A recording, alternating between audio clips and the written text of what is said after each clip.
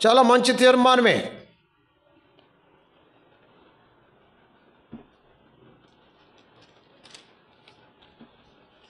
నేను చదువుతాను చూడండి, ఏం తీర్మానం చేశాడు అప్పుడు.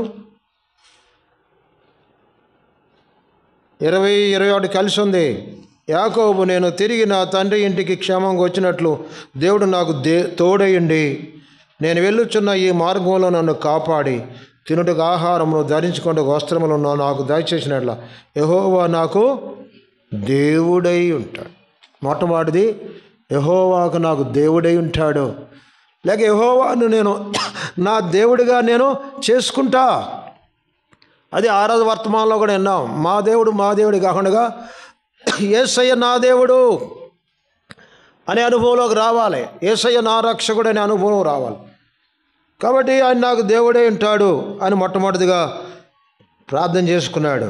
తర్వాత రెండవది, స్తంభముగా నిలిపిన ఈ రాయి దేవుని మందిరమగును.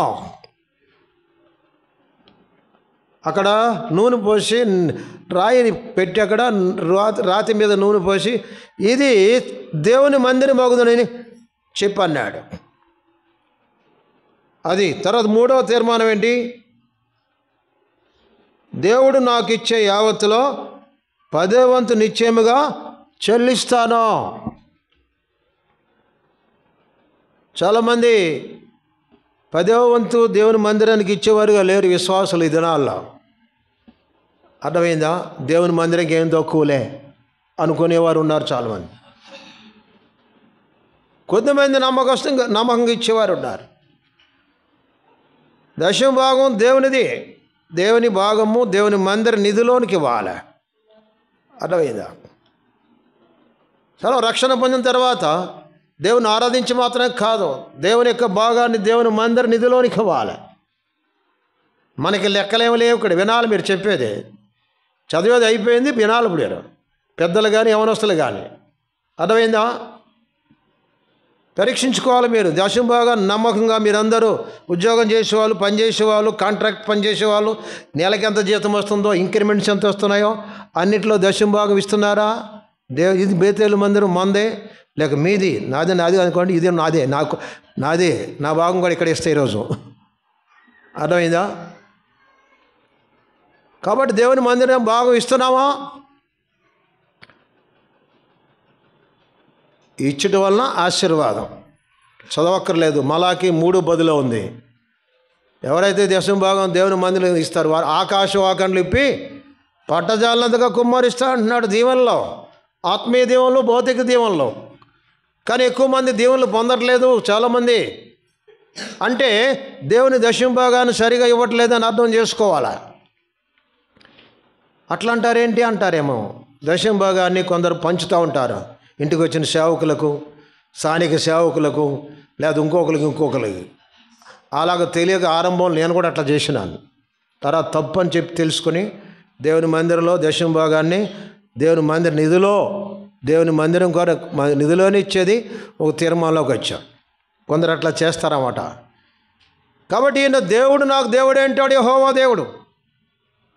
2వ తీర్మానము, నిలబెట్టిన ఈ రాయి దేవుని మందిరమగును. 3వ తీర్మానము, ఇచ్చే యావత్తులో 10వ భాగమును దేవునికి ఇస్తా. నేను చెప్పేది ఏంటంటే, కొందరు అటువంటి వాళ్ళు ఉంటారు, చాలామంది ఇచ్చేవాళ్ళు ఉండొచ్చు మీరు, కొందరు ఇవ్వని వాళ్ళు ఉంటారు. నేను చెప్పినట్టుగా అక్కడెక్కడ ఇస్తూ ఉంటారు. అది సరికాదు. అక్కడ వేరే వాళ్ళకి, లేక వేరే సేవకులకి, లేక వేరే మందిరాలకి ఇవ్వాలంటే 10వ భాగం కాకుండా మిగిలింది ఇవ్వాలా. ఏ సంఘంలో మనం పోషించబడుతున్నామో, ఎక్కడ ఆరాధన చేస్తున్నాం ఆ సంఘంలో, బేతేలు కానీ, హెబ్రోన్ కానీ, సియోను కానీ, బెరగా కానీ, ఇంకొకటి కానీ, ఏ సంఘం ద్వారా మనం పోషించబడుతున్నామో ఆ సంఘంలో, ఆ నిధిలో మన 10వ భాగాలు ఇవ్వాలి. ఎవరైనా అలాగా కాకుండా ఉంటే తీర్మానించుకొని ఇక మీదట ఈ 38 సంవత్సరాల నుండి 39లో ప్రవేశించిన ఈ దినమున ఆదివారం వచ్చింది, తీర్మానించుకొని ప్రభా ఇంతవరకు నేను తెలియక అట్లా చేశాను, ఇక నీ మందిరంలో ఇక్కడే నా 10వ భాగం అంతా పూర్తిగా ఇస్తానని చెప్పి ప్రార్థించుకొని సమర్పించుకొని అలాగ ప్రారంభించాను. ఇదంతా అయిన తర్వాత వెళ్ళాడు. 21 సంవత్సరం ఉన్నాడు. దేవుడు మళ్ళీ మాట్లాడుతున్నాడు.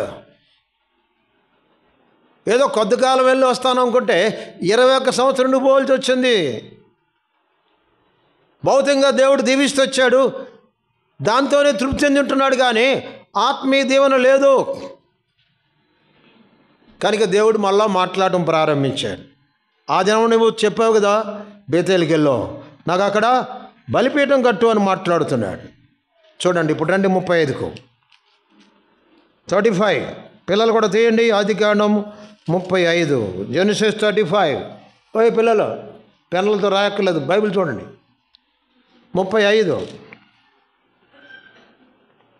మొదటి వచనం చదువుతున్నాం. దేవుడు యాకోబుతో, నీవు లేచి బేతేలుకు వెళ్ళి అక్కడ నివసించి నీ సహోదరుడైన యోసేపు ఎదుట నుండి నీవు పారిపోయినప్పుడు నీకు కనబడిన దేవునికి అక్కడ బలిపీఠము కట్టుమని చెప్పగా. ఒకవేళ ఇక్కడే ఉందేమో అనుకున్నాడేమో. 2 భార్యలను ఇచ్చాడు, 11 మంది పిల్లల్ని ఇచ్చినాడు. అర్థమైందా? అప్పటికి ఇంకా బెంజమిన్ పుట్టలేదు ఒకటి, ఒక కూతురు వచ్చింది. ఇంతమంది చాలు, ఇంకెందుకు ఏమి వెళ్తాంలే, అక్కడ మేనారకం వచ్చాను, ఇక్కడే ఉందాం అనుకున్నాడేమో యాకోబు. లేదు, లేచి వెళ్ళాలి, నువ్వు అక్కడ బలిపీఠం కట్టాలి అని దేవుడు మాట్లాడుతుంటాడు పిల్లరా. కాబట్టి దేవుని మాటకు లోబడి బయలుదేరినట్టుగా మనం చూస్తున్నాం.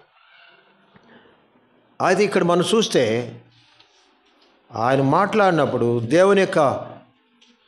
దేవునికి బలిపీఠం కట్టడానికి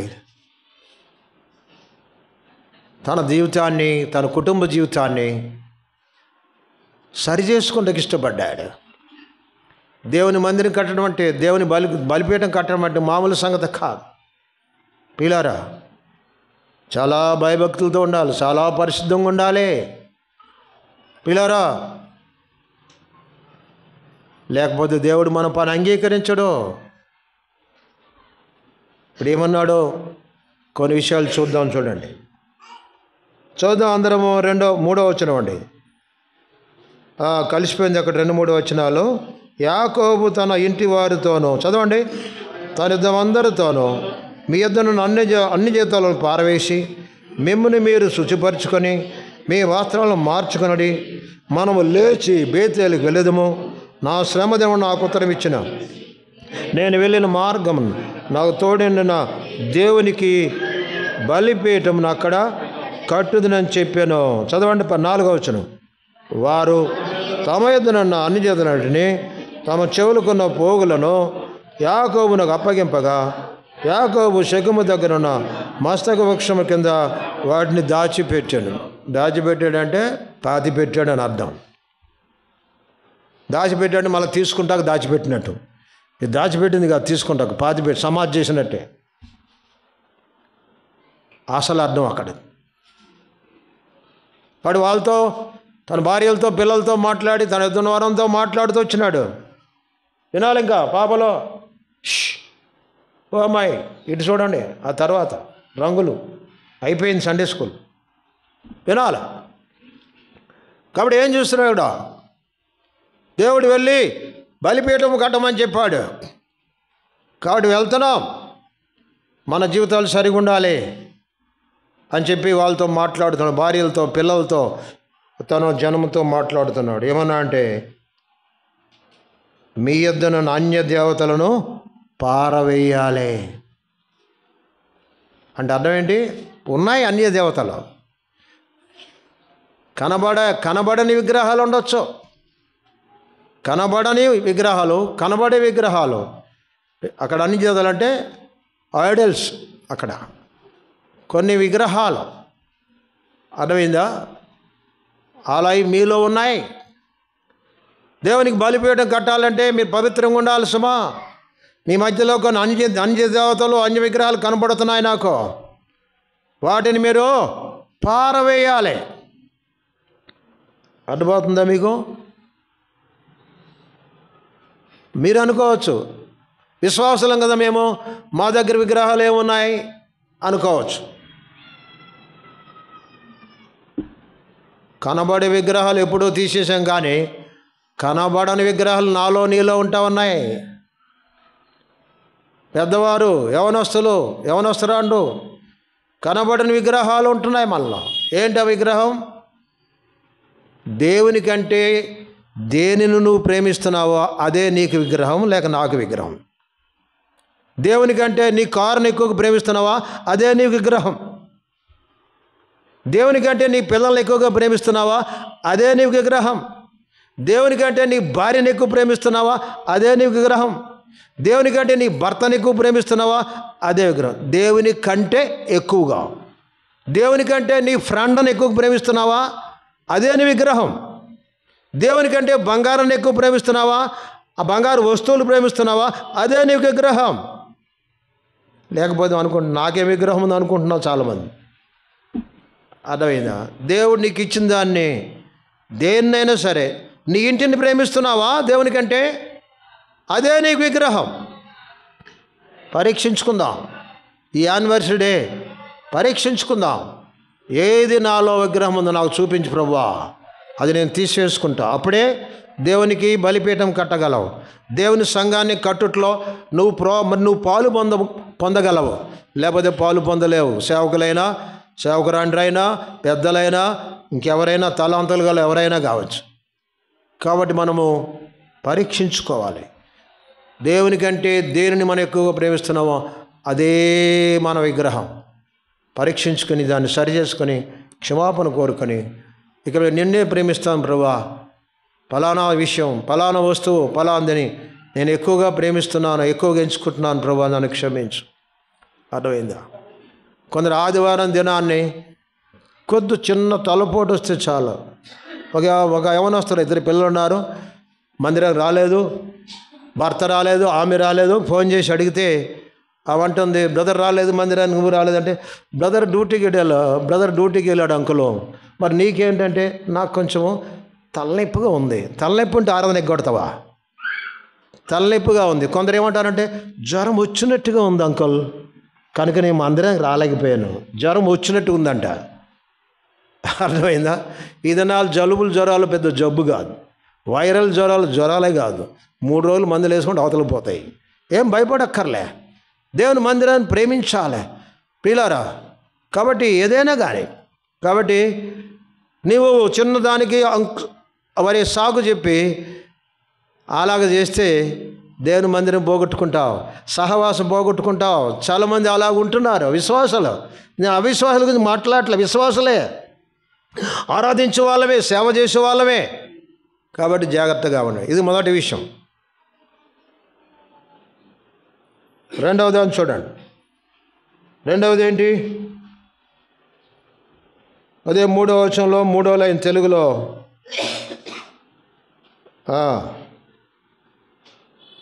మీ వస్త్రములను మార్చుకొనుడి. వస్త్రాలు మార్చుకుంటామండి.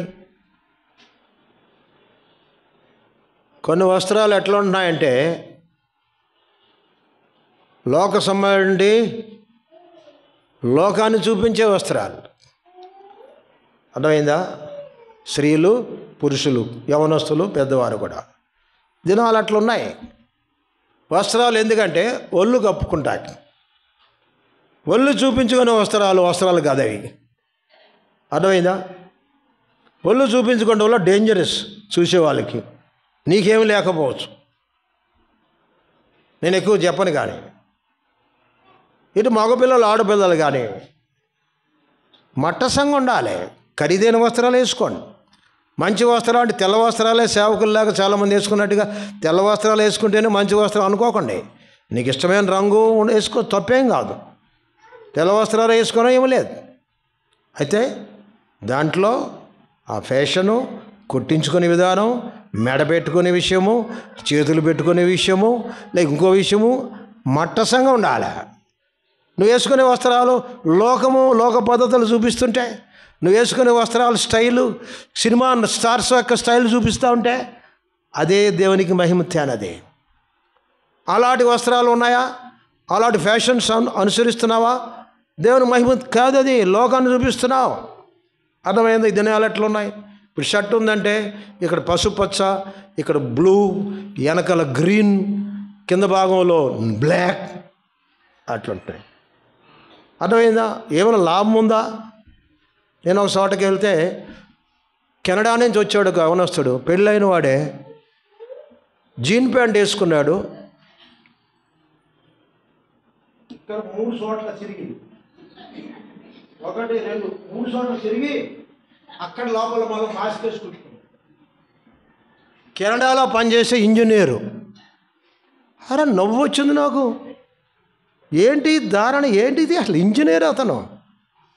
ఎక్కడ నేర్చుకున్నాడు ఈ సాంగు? ఎక్కడ నేర్చుకున్నాడు ఫ్యాషన్? ఏంటది ఫ్యాషనా? అడుక్కుని వాడు కూడా ఉన్నాడు, అట్లా అడుక్కుని వాడు కూడా ఉన్నాడు.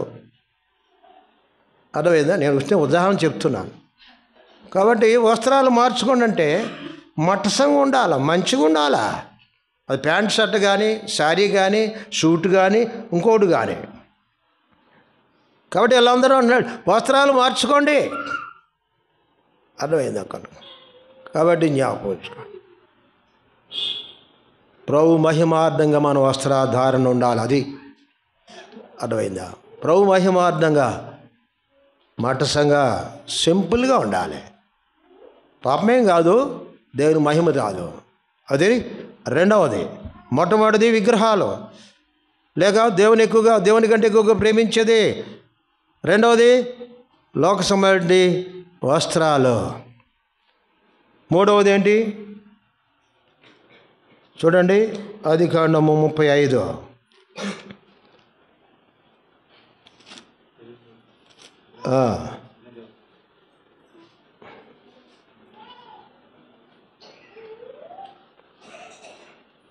మనము వెళ్ళి మీరు శుచి పరుచుకొని మీ వస్త్రం మార్చుకొనడి, మనం లేచి వెళ్ళి బేతేలుకి వెళ్ళదము.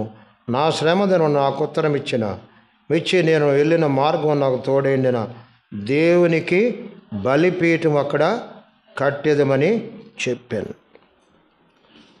కాబట్టి దేవునికి బలిపీఠము కట్టేదము. అర్థమైందా? కాబట్టి దేవుడు ఇక్కడ బేతేలుకి వెళ్ళి బలిపీఠం కట్టమన్నాడు. కాబట్టి ఆ బలిపీఠం కట్టి యాకోబుతో పాటు ఆయన భార్యలు, వాళ్ళ పిల్లలు, ఇంట్లో ఉన్నటువంటి ప్రజలందరూ కూడా ఆయనతో ఏకీభించి బలిపీఠం కట్టాలి. ఆ బలిపీఠం కట్టి దేవుని మందిరమునకు స్థాపించి దేవుని ఆరాధించే వారు కావాలంటే విగ్రహాలు తీసేసుకుంటాం ఒకటి, రెండవది వస్త్రాలు మార్చుకుంటాం ఒకటి. పిల్లరా, నేను ఎక్కువ వెళ్ళట్లేదు, టైం అయిపోయింది. వస్త్రాలు మన ప్రవర్తన గురించి మాట్లాడతాయి. ఏ స్టైలు, ఏ ఫ్యాషన్ పెట్టుకుంటున్నామంటే దాని కొరకైనా ఆశ మనకుంటుంది అన్నమాట. దాన్ని బట్టి ఆ స్టైల్ కుట్టించుకుంటాం, అలాగ ధరిస్తాం. మన ప్రవర్తనే పైకి కనబడకపోయినా మా ఇన్వర్డ్ డిజైర్ చూపిస్తుంది అన్నమాట మనం వేసుకునే వస్త్రాలు బట్టి. అది. మూడవది ఏంటంటే బలిపీఠం కట్టడం. కాబట్టి ఈ బలిపీఠం కట్టడం ఏంటి? నీవు నేను కూడా బలి అర్పించుకునే స్థితిలో, నీకు బలిపీఠం ఉట్టి బలిపీఠం ఉంటే లాభం ఏముంది? బలిపీఠం కట్టే అనుభవంలోనికి రావాలి. నీవు నేను బలిగా అర్పించుకునే అనుభవంలోకి రావాలి. అది చూపిస్తుంది. రండి ఇప్పుడు రోమపత్రిక 12లోకి. రోమన్ చాప్టర్ 12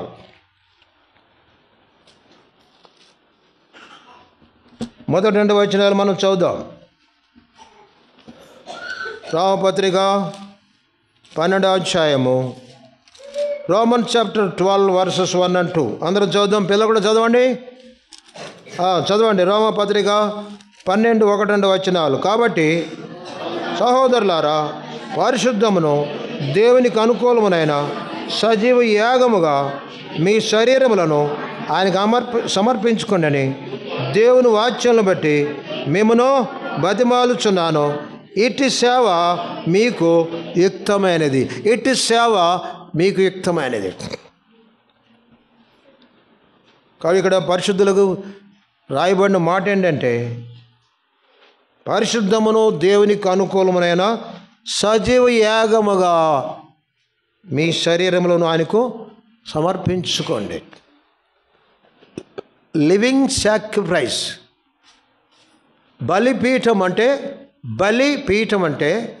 బలి అర్పించే స్థలము లేక పీఠము, అక్కడ బలి ఉంటుంది. బలి ఏంటంటే జంతువు కావచ్చు, గొర్రె కావచ్చు, మేక కావచ్చు, ఎద్దు కావచ్చు, బలి అర్పించబడి చంపబడుతుంది. బలిపీఠం మరణాన్ని గురించి మాట్లాడుతుంది ప్రియరా. కాబట్టి బలిపీఠం యొక్క అనుభవం, బలిపీఠం కట్టబడటం అంటే అర్థం ఏంటంటే ఆత్మీయ జీవితంలో మీకు నాకు మనం చావాలి. మన ఇష్టాలకి మనం చావాలి, మన చిత్తాలకి మనం చావాలి. అయితే తిరిగి ప్రభు కొరకు జీవించాలి. అది లివింగ్ సాక్రిఫైస్. బలిపీఠం మీద బలి అర్పించబడిన వారి గుండి తిరిగి మన ప్రభు కొరకు జీవించాలి. ఇస్సాకును బలిగా అర్పించటకు తండ్రి అయిన అబ్రహాము సిద్ధపడ్డాడు. 100% పాలు పరిశుద్ధాత్ముడు అతడు ఏమని రాపించాడు? బలి అర్పించి మరలా పొందాడని రాయబడ్డాడు. అంటే తన హృదయంలో తన కుమారుడు 100% పాలు అర్పించి చేసినటువంటి పరిస్థితి అది చూచిన వాడండి దేవుడు ఆపివేసి పొట్టేళ్ళని సిద్ధపరిచినాడు. అర్థమైందా? కానీ వాస్తవంగా అలాగనే నా జీవితం ఎట్లా ఉండాలంటే మన స్వయం కొరకు, మన చిత్తాల కొరకు, మన ఇష్టాల కొరకు చచ్చిన వారంగా ఉండి ప్రభు కొరకే జీవించాలి. అది సజీవ యాగం అంటే. కాబట్టి బలిపీఠం కట్టమంటే అట్టి అనుభవంలోనికి రావాలి. మనము ఒట్టి బలిపీఠం కడితే సరిపోదు. నేను నీవు సజీవయంగా ప్రభువుకు అర్పించుకునేవారు ఉండాలి.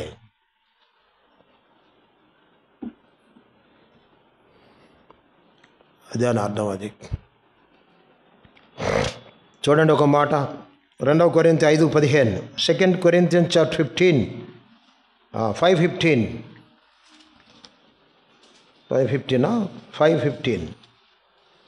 2 కొరింథీ 5:15 అందరూ చదువుదామండి. 2 కొరింథీ 5:15, 2 కొరింథీ 2 Corinthians 5:15. జీవించు వారికి మీదట తమ కొరకు కాక తమ నిమిత్తము మృతి పొంది తిరిగి లేచిన వారి కొరకే జీవించుటకు ఆయన అందరి కొరకు మృతి నొందిననియో నిశ్చయించు కొనుచున్నాము. జీవించు వారికి మీదట తమ కొరకు కాకు, నా కొరకు నేను చావాలి, ప్రభు కొరకే జీవించాలి. ఇంకెక్కడ నా జీవితంలో చావకుండా ఉన్న పరిస్థితి ఉందో బలిపీఠం మీద తీసుకురావాలి. బలిపీఠం యొక్క అనుభవంలోకి రావాలి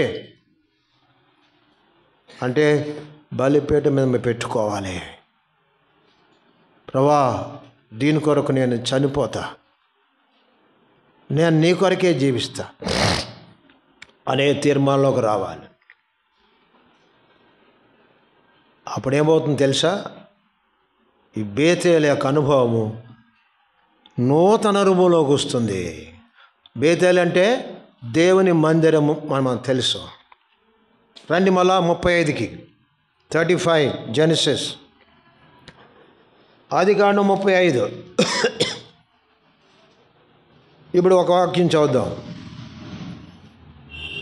7వ వచనం చదువుదాం. అందరం చదవండి.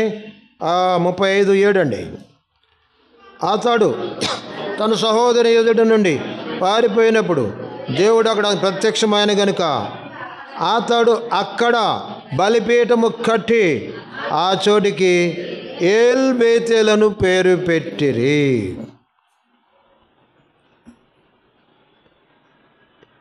బేతేలుకి వెళ్తున్నాడు కానీ ఇప్పుడు వారు మార్చబడిన అనుభవంలోకి వచ్చి బలిపీఠం కట్టి ఏం చేసినారు?